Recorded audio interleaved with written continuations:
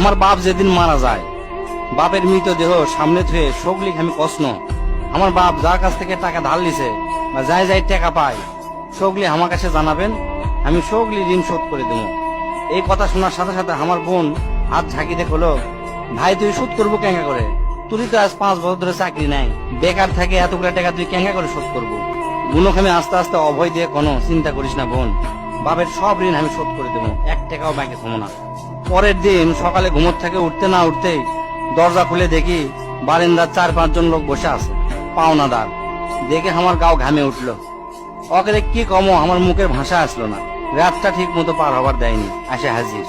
সামনে যাতে একজন খাড়া হলো, খাড়া হয়ে আমাকে করছে, আমি অমুক ব্যাংক থেকে আসছি, আপনার বাপ তার বেটা বেটির নামে 20 লাখ টাকা ব্যাংকত থুয়ে গেছে, তাড়াতাড়ি ব্যাংকত আসেন।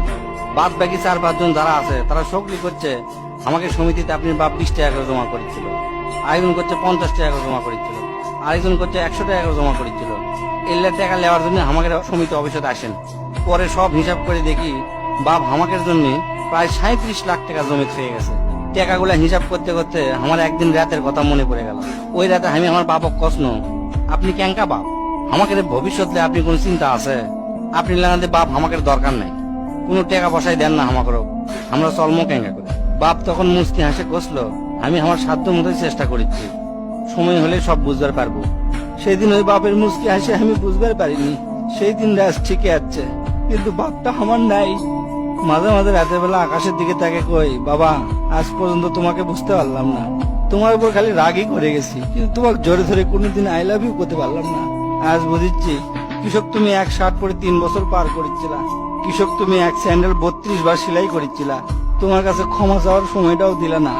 আমাকে তুমি মাফ করে দিও আব্বা, জীবনে তোমার সাথে অনেক বেয়াদবি করছি। তার কয়েকদিন পর খোঁজলে দেখি আমার বাপ কারো কাছে 1 টাকাও বাকি করেনি, 1 টাকাও ঋণ করেনি, বরঞ্চ অনেক মানুষক টাকা ধার দিছে, তারা এসে দিয়ে গেছে। তাই তোর হাত পাও ধরে কই, দোস্তরা তোকে বাপ অনেকেই বেঁচে আছে, বাপের সাথে কোনোদিন বেয়াদবি করবো না। বাপ যে কি ভালোবাসে এখন বুঝবো না, পরে বুঝবো দোস্তরা।